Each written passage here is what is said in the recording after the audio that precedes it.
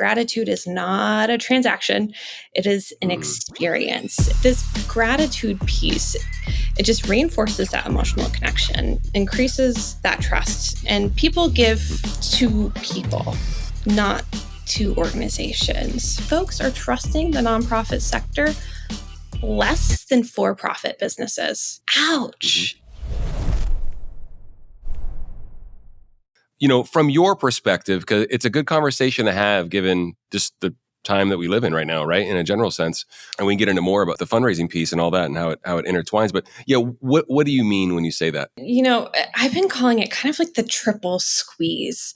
I think that's what the sector is feeling, right? So federal funding is being cut or frozen, right? Individuals are pulling back on, donors are pulling back on their giving, right? They're giving less and they're giving to fewer causes. And at the same time, then, right, we're seeing that nonprofits their demand for services is rising. And that's especially true for human services, healthcare, education.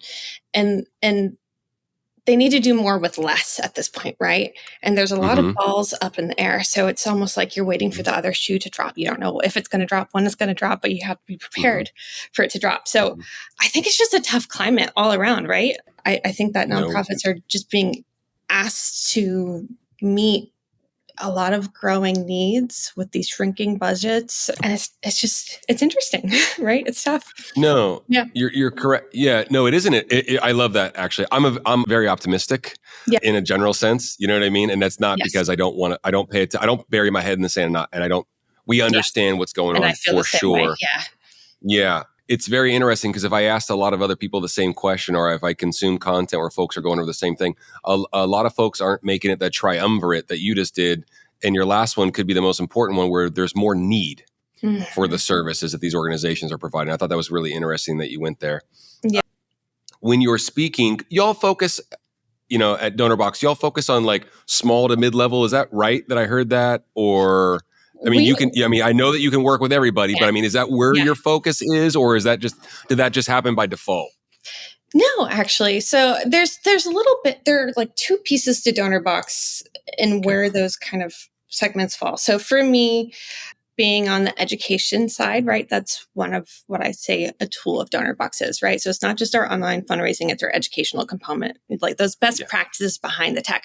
So for me, I do focus on like the startup and, more emerging nonprofits, because that's what I know. I'm not going to pretend like I know everything and that I'm done learning, because I am learning something every day from somebody new. And then on the tech side, we do serve that enterprise level nonprofit. We have, they're simple to use tools, but they're very robust and they can serve a lot of different purposes and needs. So a little bit of everything, I think. I those enterprise level nonprofits, a lot of them know what they're doing. I don't need to be teaching to them, right? But it's those startups and those emerging that they have a lot of moments. So that's really where our bread and butter is when it comes to coaching and education. It feels good.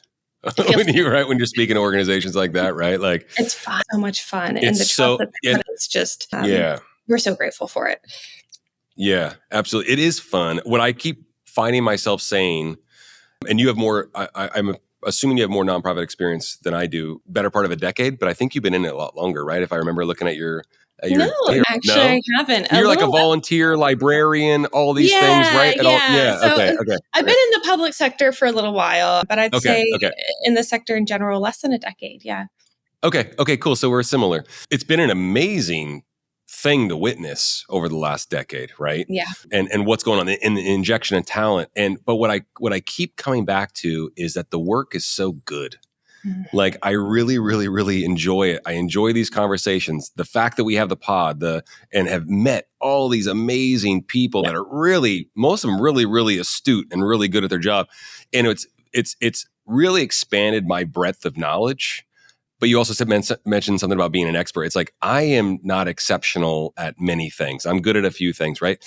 Interrupting, not prepping well for podcasts, being a couple of them. But no, what's interesting is, it's a mind shift that I've had, or just been really pushing myself, for instance, just to be a student.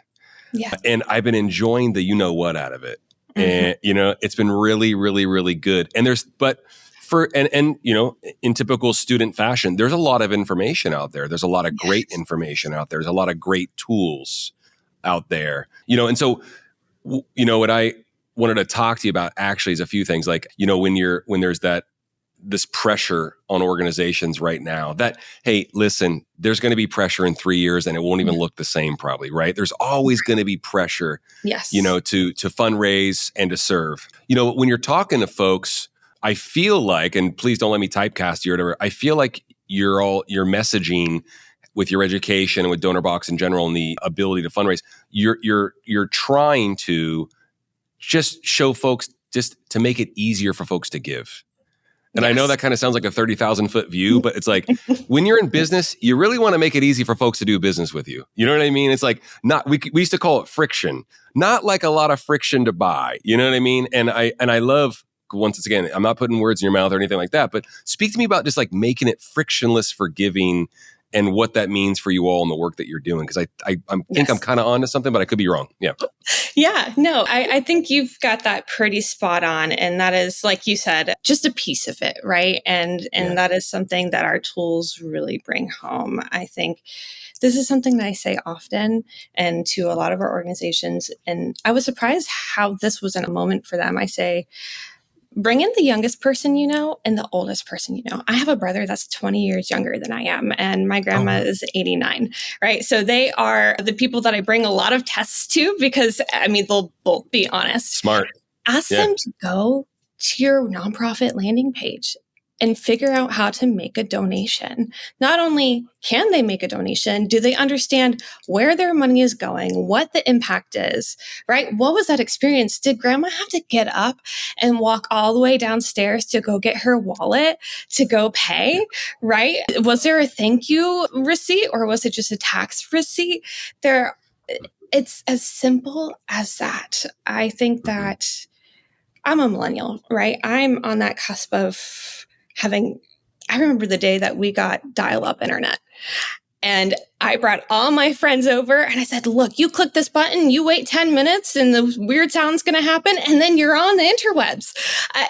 Now I'm figuring out how to use digital wallets. And now I don't have anything else. And that's not always so obvious for other generations, for other types of people. So that's a part of it, right? Making it frictionless. Does it make sense for everybody? Is there every single way to give? Because if there isn't, then you're really missing out. And for me, if it's not convenient, I'll do it another day. I have a cart full of, 10 things on Amazon, but I need to update my debit. I haven't done it because that requires getting up and taking care of it, right? So that's part of it. And that's a big ethos at Donorbox and something we talk a lot about. But I think too, going back to the piece of how we're feeling right now, right? And just this climate, what I'm seeing, we're talking a lot about more is how to adapt. So it's not just the online donation piece. It's everything. It's the tools that you're using to automate. It's, really about sharpening your focus. It's about like honing in on what works and being strategic with fewer resources, but then finding those tools that will help you use your lean teams. I know so many nonprofit EDs that are wearing 5 million hats, right? So using your lean teams to scale without burning out. So it's about doing more, doing it better, but it's about doing what matters better. And I think that's the direction that we're really focusing on. That was a lot. Sorry, it was it was the internet. Oh, geez, I'm so sorry. I didn't mean to cut you off. No, Jena, do me a favor. Like when you're broad stroking, because you're speaking to a lot of organizations, right? Yeah. When you're broad stroking that like focus piece, and it doesn't have to just be one major thing, but if you're like, no, I say go here, I say lead here. What do you, it could be a couple things. Just tell the audience, like when you're telling folks to focus on what matters most, what do you find yourself saying more often than not? Yeah, right now, I've been talking a lot about how you're utilizing the quiet months in summer, right? So for me, I'm Okay. total Yeah. type Yeah. A. I plan everything. I like to have Uh-huh. a plan. I don't like to be surprised. I've been this way ever since college, right? I love that I could plan my semesters all the way till the time I had my degree. There's security in not really knowing what's ahead, but having that level of control. And that's something that we're really driving home, right? Is setting up your systems, putting in that elbow grease so that it is paying off later. So again, and this is such a broadly used term, it's that working smarter, not harder. And the summertime is where we're finding ourselves talking a lot about that because we're in a slump. It's quiet, right? Right. People are Right. so tempted to launch another appeal or launch another campaign or have an event. But I think there's a mindset shift that I'm trying to offer here, which is, instead of doing that, there's a pause that needs to happen, right? There's a pause. You want to focus on the donors that you already have. And that's, that retention piece that really comes in right now. So I don't know if that answered your question, but No, well, hopefully that's it so did. funny. Wow. No, I'm so glad that you went there. We're in lockstep because I was gonna kind of follow up with that. What's like, it kind of sounds like you're talking to folks about focus on the people they already have in front of them. Mm-hmm. If you're out looking, if you have a database of folks that have given, but you're going out and looking for 1,000 new raving fans, but you have 1,000 folks that have given to you in the last 4 years, I would probably just go ahead and conventional wisdom would say, just start there. You know what I mean? Like focus on the folks that are right in front of you. And you can do that in the slow times. You can pick up the phone, stuff like that. Yeah. Talk about, because everyone's so infatuated. I mean, we've had this conversation a half a dozen times in the last month, probably with folks, with guests. It's like, everyone's so infatuated with a new donor and we have to get new people and it's this new time and new generation and the younger generation's giving and blah, blah, blah. But it's like, or you could focus on the ones you already have, Talk about that a little bit in your experience there, please. Yeah, absolutely. I mean, I'm sure you have heard this stat up, down, and sideways, but the average nonprofit loses up to 80% of their first-time donors. I don't think a lot of folks realize that, but that is massive. That is scary. That is an icky stat. Acquisition is expensive, right? It costs 10 to 20 times more to bring in a new donor than it does to keep the ones that you already have. But then on the flip, right, if you improve your donor retention, right, even by 10%, I think that's a relatively unintimidating percentage, you could increase the lifetime value of your donor by 200%, right? That is huge ROI for very little cost. And so going back to that piece when you asked about Donorbox, yes, we make it easy for people to give. Yes, it's easy to bring in new donors, but what are the tools that we've got on the back end, right?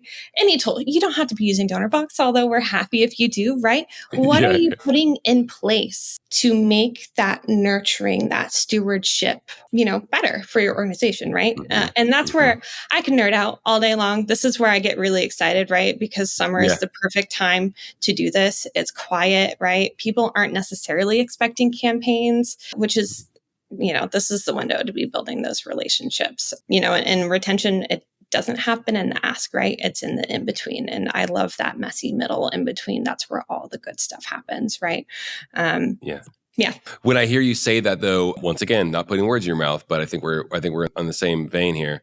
When I hear you say retention and those statistics, and if you can improve, and the horrible churn rate that so many organizations are dealing with, I do hear you just reading the tea leaves a little bit. I do hear you say that, like, how important planned gratitude is. I do hear you say how, like, talk to me about your opinions about thank you and how precious that is, especially, whether it doesn't matter what time of year it is, but where folks are not just hearing from you when you need something. Exactly. Yeah. And for this very reason, again, total type A, I love alliteration. I love a framework. And if there's something that I can create that is easy for me to remember, then I try to publish it, right? So in the same vein, I've outlined just for the summer, we have these 4 S's. So that's segment, right? Because you need to segment, you need to steward, you need to share, and then you need to show up. You can't steward unless you understand who your donors are. So you got to segment first, right? Typically, I would say start this in June, but as we're recording this, we're at the end of June. So July is kind of a double dipper at this point for a lot of folks, right? So you're going to segment your list in late June or early July. You're going to steward those relationships in mid or in late July. And then you're going to share that impact in August, right? And then you're going to keep on showing up in September. So you see these little actions will get you all the way to the beginning of that year-end push, and you're sitting really pretty, right? So I do want to talk about that thank you piece, but I think the first thing that needs to happen is making sure that people understand who they're thanking, who their audience is, right? And you talk with a lot of organizations. So you know, the segmenting piece, I'm sure you've heard all sorts of different ways to do it, right? And it can be very intimidating, right? Yeah. You know, and it's different for every system that you're using, right? But as basic as it is, right? This is what I like to say. It does not have to be anything complicated, right? This can be as simple as a handful of groups. Your first-time donors, your recurring donors. So first-time donors, I mean, within this year, right? The last 6 months, right? Your first-time donors, your recurring donors, your lapsed donors, your major donors, if you've got them, maybe your volunteers even who have never given physical money, but they're giving their time, right? They give you time. And even people who have attended events that haven't donated outside of that event yet, right? Who are these? Yes, you know, you're sorry for folks like not looking. My hands went up in the air like, well, yeah, that's an amazing prospect list. They actually came in person and gave money. It's like, that's amazing. Yeah. So for getting so excited. We're the event people. Yeah. Oh yeah. I can nerd out at an event. Let's talk about it. Yeah. But yeah. You know, it's not just people who are giving, it's giving you your attention or their attention, giving you their time. And even if you're using a spreadsheet, I hope you're not. That's totally fine though, right? The goal, though, is just to start thinking differently about your people, about your community. So not just as donors, but as individuals with different relationships to your organization, right? Because the way that you engage your first-time donor is not going to be the same way that you engage donors who have been giving monthly for the last 2, 3, 5 years, right? So that takes a little bit of time. It's not so bad. And then you got to look at these segments and do a quick check, like, what do you actually know about them now, right? Besides just their giving history, do you know how they prefer to be contacted? Are they opening your emails? Are they engaging with your social posts? Have you sent them a thank you recently? What did that look like? Did you follow up after their last gift, right? And then this brings us back to what you just asked about. This is the second piece of what you should be doing in the next couple of weeks. This is what I've been telling folks is auditing your thank you process. Right? This is such an overlooked step. And I've been surprised to learn that a lot of folks assume that a tax receipt is enough, right? That is so different. If my auntie buys me a beautiful cashmere sweater, I'm not going to write her a thank you note that says, "Dear Auntie, thank you for the red cashmere sweater valued at $49.99 given to me on May 26th. You know, it's beyond that. It's, "Dear Auntie, thank you for this sweater. I love it so much. It's so soft. I'll think of you every time I wear it. It's going to be perfect for my girls' trip to Colorado this weekend." Right? Yeah. So there's a difference there. So you want to pull up your last few thank yous, if you've sent them at all, and ask yourself, does this message feel like it was written for me, right? From me, from our team, from a human? Did it show appreciation without immediately asking for more? Because then that's not a thank you, right? Did I reinforce why their gift mattered within it, right? Because gratitude is not a transaction. It is an experience. And, you know, this is just the perfect time to check in. So that's that early July is that thank you piece. But then we're really going to dive into it in mid to late July. And this is where you're doing that stewarding, you're doing that thank you. So you're at this point, you're moving from data to heart, right? Yeah. And the goal here is really simple. It's just to express gratitude with no strings attached, right? This is not a warm up to an ask. This is just a genuine moment to say, you matter, you are making a difference. Thank you, right? So I think what counts is a good donor gratitude piece, right? That's a thank you note or an email, which is what we mostly get, and that's lovely. It could be a short, warm selfie video. I've gotten one of I those. love it. Right? I think the most powerful fundraising tool you have is your phone. That's what we all say. I think and I hate to interrupt you, Jenna, but no, please, I always, geek please out. do. No, but I geek out about this stuff. It's different.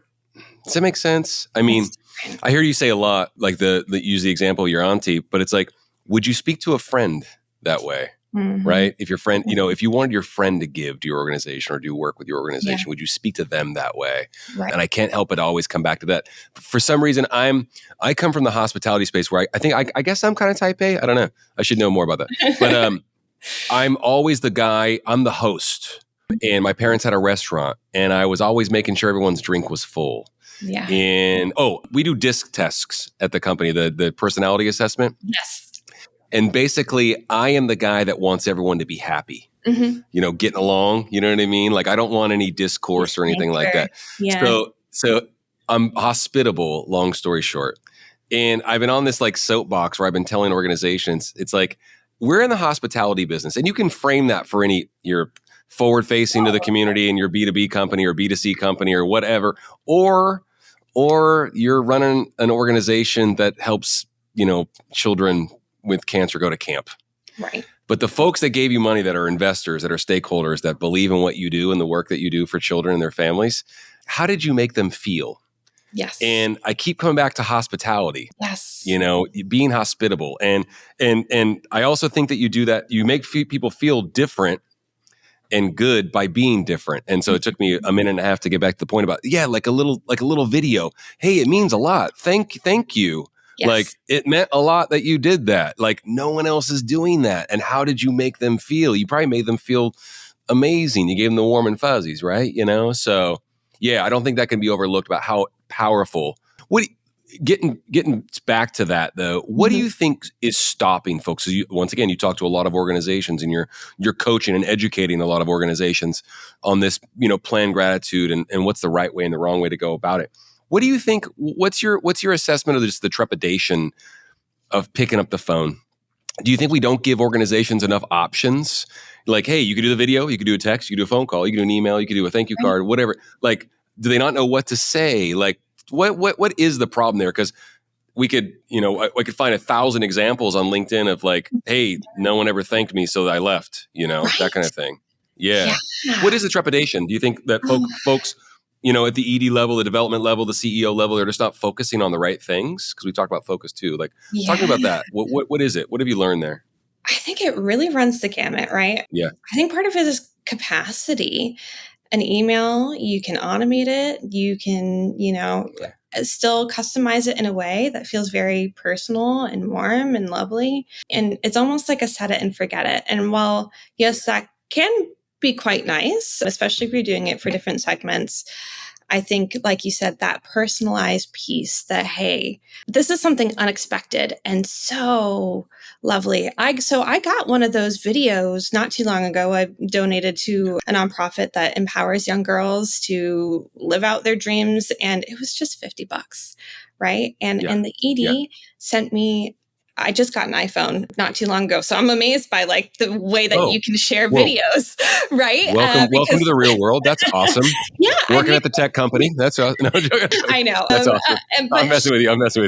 Yeah. But she sent this video. She's like, and it was so real. Just, hey girl, what you did was awesome. Wow. And I felt like she was my bestie.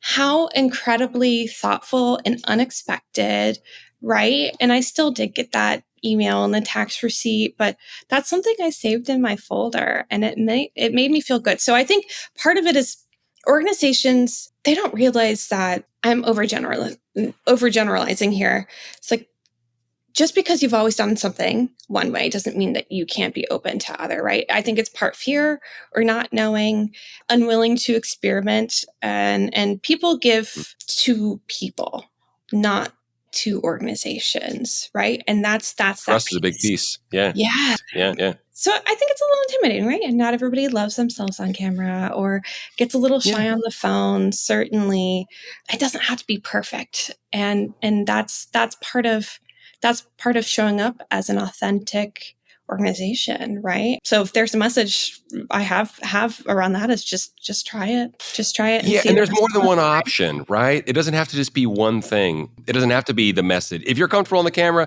hey, rock with it. It's probably going to work, right? I mean, just it is what it is because of the phones and just the era that we're living in. But it doesn't have to be that, right? Yeah. It could be a text. It could be a phone message. It could be a handwritten note. There's a myriad of options. But you said something very interesting too, where you said, "Well, I got the video. It made me feel great." You probably felt great because you didn't get that from a lot of other organizations. Exactly. Right. So the differentiation piece is massive when we're talking about competing organizations, because folks have a proclivity to give to a multitude of causes. Of course, we all know that, right? At varying degrees. So when people talk about competition, well, I know one great way to supersede competition is through differentiation of message, right? So that's obvious. Yes. But you said, you're like, I got the video, I got the email too, I got the tax receipt. You know what I mean? You could, it's like, it's fundraising and it's such an and piece. It doesn't have to just be, okay, it's just the video. Okay, I can't do the video. So we're out of the running. No, it's all of those things. You know what I mean? And if you're the ED and you can't do it, there's someone on your team that can.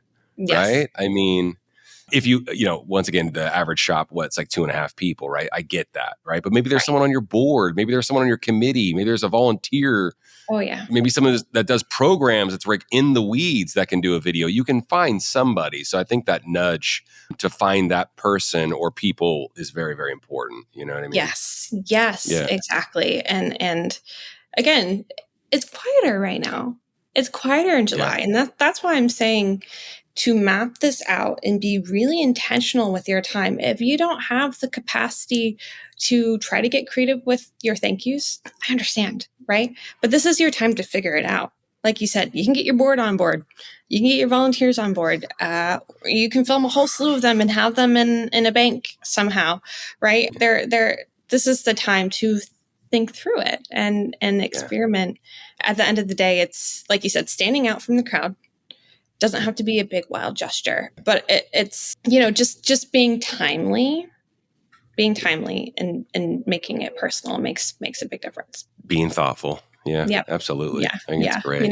And that increases trust. There's a lot of studies going around right now that folks are trusting, and I wish I had the data and I could cite it for you.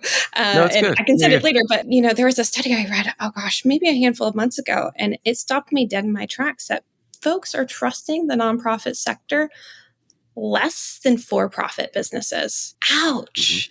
Right? You do not believe we're doing what we say we're doing, right? There's some sort of disconnect, right? And I know it sounds simple and a little hippy-dippy trippy, but this gratitude piece, it just reinforces that emotional connection. It increases that trust. You're showing up as your authentic self, and it sets you apart, right? And so few nonprofits do this well. Yeah, it's unfortunate because of all these things that are going on in the world. We talked about, just the uncertainty, and it's an interesting time. And my contention is that there always will be something. I mean, we operated a company that's predicated on people traveling, buying trips and experiences and buying them at events where people gather in large groups. So there's going to be some trippy times. You know what I mean? There's always going to be something if you're in business, whether you're a for-profit or nonprofit.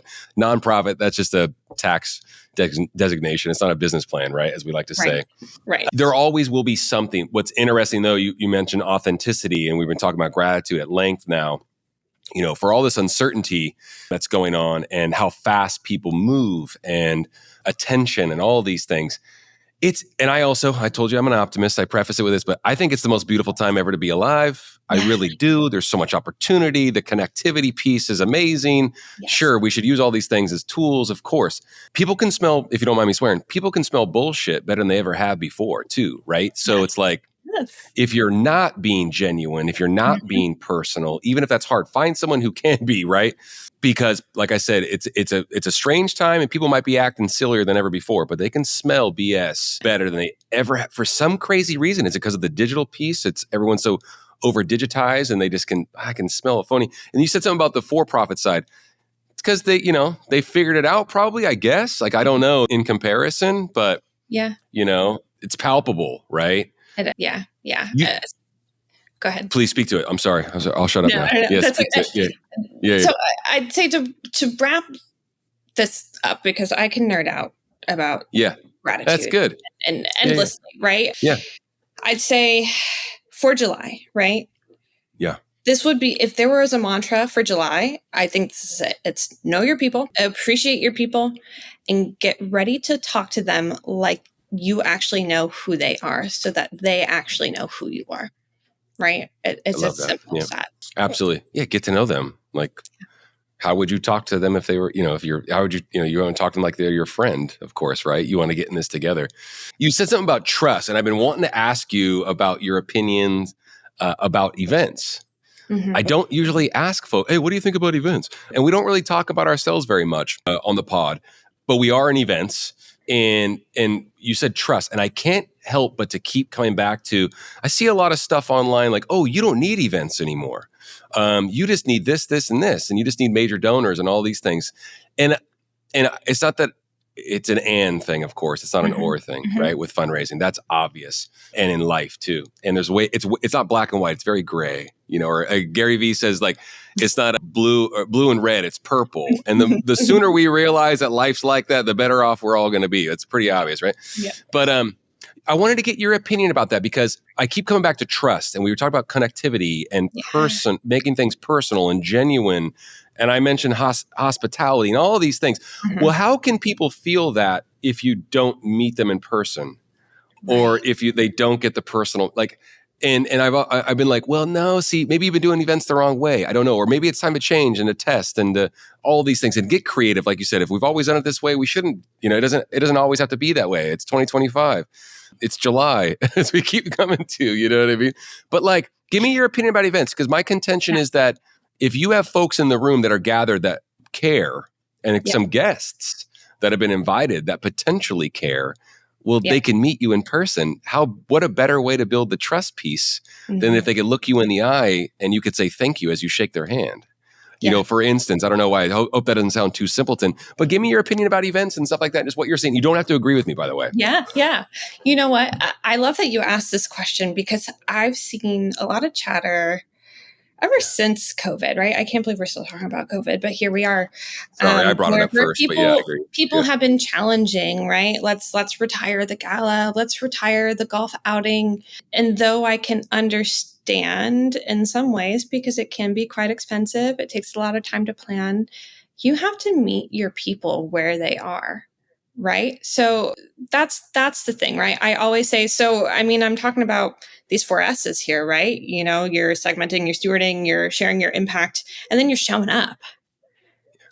Where are your people? If they are waiting for you to be there, to shake your hand, that is non-negotiable, right? And though, well, yes, let's hope your event raises everything that you want it to, need it to. The day you plant the seed is not the day you eat the fruit, right? This is just a catalyst for more giving. This is just a launching pad, right? You got them to this event. That's amazing. Maybe they gave a lot. Incredible. Maybe they didn't give it all and they just bought the ticket. But guess what? Now you have the in. You have put them in your segmented lists, and now you can talk to them like you are their friend. I think you are truly missing out if you're not meeting them where they're at. I mean, this is lovely, right? But if I can go and shake somebody's hand in person, laugh with them over, a seltzer water, a drink, whatever that may be, there is that connection that you just cannot replace. And I will die on that hill. So yeah, I think it's massive. And I'm open to the idea of like, okay, it doesn't have to be a gala. It could be fun. It could be a pop-up. It could be this. It could be that. Hey, it could be all those things. Mm-hmm. You know what I mean? But you get that many people that are like on, and another thing, hey, let's just like cut the shit a little bit. Sorry for swearing again. Let's cut the shit a little bit. People weren't able to gather in groups, Mm-hmm. and now they are. It's kind of ironic that they're craving for it at a record pace. Yes. If you take something away from people, they're going to clamor for it even more. Human psychology dictates that. Is there a clever way to go about it, or a good way to go about it and strategize? Absolutely. Does it maybe mean not 600 people, but 200? Maybe. Sure.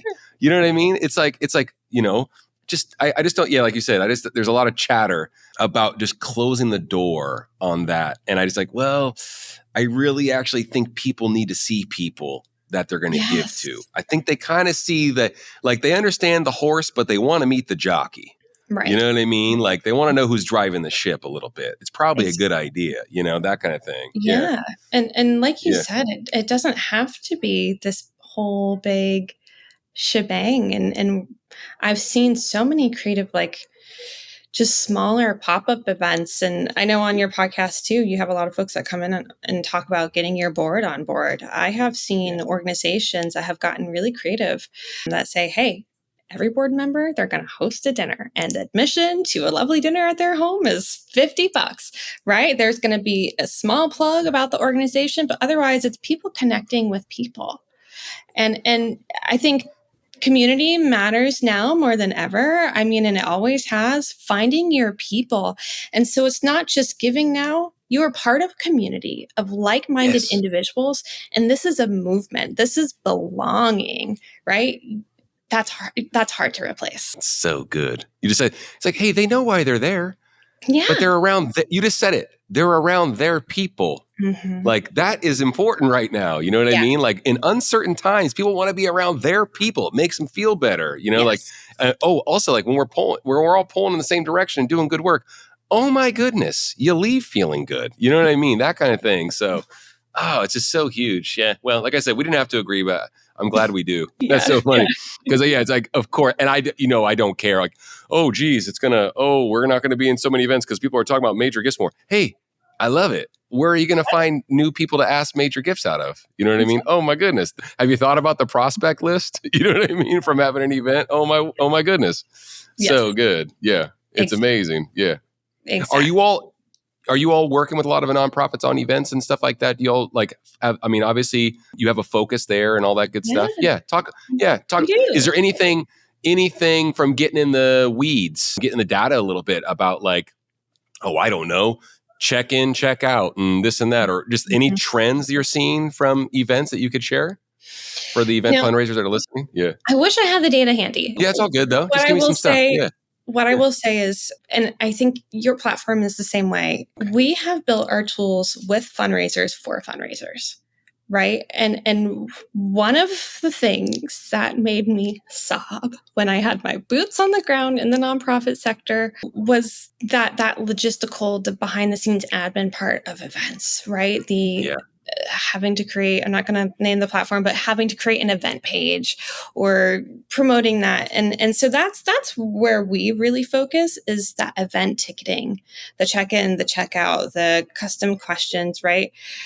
I think that, so you're talking about hospitality, right? And I love that you're talking about that, because I always say that your nonprofit's landing page is your home.